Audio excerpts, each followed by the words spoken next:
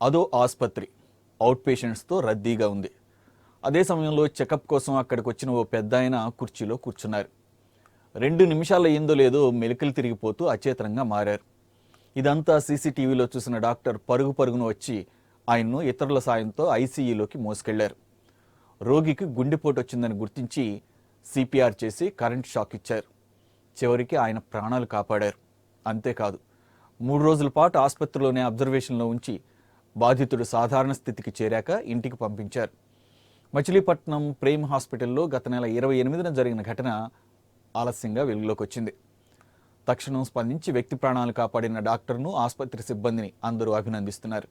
Normal OP 28వ తారీఖు అనుకుంటా, if I'm not wrong, 28వ తారీఖున పేషెంట్ జస్ట్ గ్యాస్ నొప్పి అని బాధపడుతూ ఇబ్బందితో ఓపీ రాయించుకుంటాకి వచ్చారు మన దగ్గరికి.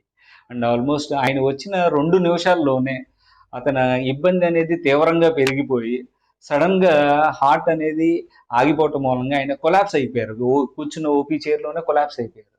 జస్ట్ అది పక్కనున్న ఒక పేషెంట్ గమనించారు. నేను ఇక్కడ పేషెంట్ చూస్తూ సీసీ కెమెరాలో నేను చూడటం, అది వెంటనే యాదృచ్ఛికంగా పరిగెత్తుకుని వెళ్ళటం.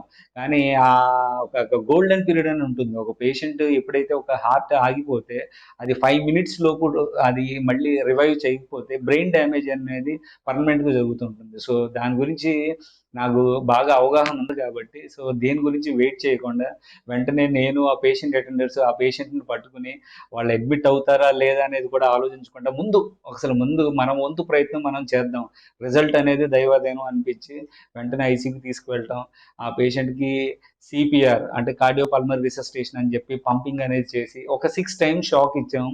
హాఫ్ అన్ అవర్ సిపిఆర్ చేసాము. బై గాడ్స్ గ్రేస్ ఆ పేషెంట్ అనేది టోటల్గా రివైవ్ అయ్యారు. దాని తర్వాత ఐసీయూలో స్టెబిలైజ్ చేసాం, యాంజియో చేసాం, రికవర్ చేసాం. The patient walked out very happily on third day itself. అని దీంట్లో ఒక 4 పాయింట్లు నాకు నచ్చిన ఇంపార్టెంట్ థింగ్స్ ఏంటంటే, ఏ పెయిన్ని ఎప్పుడు నెగ్లెక్ట్ అనేది చేయకూడదు. అంటే అది గ్యాస్ నొప్పి అని అనుకున్నవన్నీ హార్ట్ అయినవి ఉన్నాయి. హార్ట్ అనుకుని తీవ్రంగాని భయంతో వచ్చిన వాళ్ళకి అది గ్యాస్ అనుకున్నాయి ఇంకా ఎక్కువ ఉన్నాయి.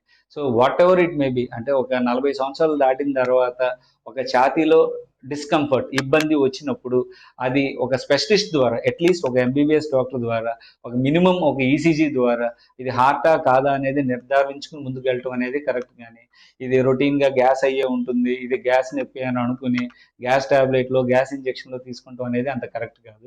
If there is availability of any specialist, ఒక ఎండి డాక్టర్ లేకపోతే ఒక డిఎం డాక్టర్ ఉన్నప్పుడు ఒక ఈసీజీ, ఒక 2D ఎకో, ఒకసారి కార్డియాక్ ఎంజైమ్స్ అంటారు, ట్రోపోనిన్ అనేది, ఈ 3 పరీక్షల ద్వారా ఆల్మోస్ట్ 90 to 98% ఇది కార్డియాకా నాన్ కార్డియాకా అనేది నిర్ధారించగలం. దానికి తగ్గట్టు ప్రాథమిక చికిత్స కావచ్చు, లేకపోతే ప్రివెంటివ్ చికిత్స కావచ్చు, అన్నీ దానికి అవైలబిలిటీ ఆఫ్ సర్వీసెస్ బట్టి చేస్తూ ఉంటాం అనమాట. సో ఇలా సిపిఆర్ ద్వారా బతకడం అనేది చాలా అరుదుగా జరుగుతూ ఉంటుందండి. జనరల్గా ఇన్ హాస్పిటల్ అంటే హాస్పిటల్ సరౌండింగ్స్ కానీ హాస్పిటల్లో హార్ట్ ఆగిపోయిన వాళ్ళని రివైవ్ చేయటం అనేది ఎక్కువ సక్సెస్ ఉంటుంది. జనరల్గా 10,000 మందిలో ఒకళ్ళు బతుకుతూ ఉంటారు. బై గాడ్స్ గ్రేస్ అనుకోవచ్చు, లేకపోతే ఇక్కడికి వస్తున్న పేషెంట్ల అదృష్టం అనుకోవచ్చు. ఈ హాస్పిటల్ పెట్టిన తర్వాత ఆల్మోస్ట్ 2.5 years అవుతుంది సార్. ఆల్మోస్ట్ ఒక 40 to 50 పేషెంట్స్ దాకా ట్రై చేసాము. దాంట్లో 16 to 20 పేషెంట్స్ని మేము రివైవ్ చేయగలిగాం.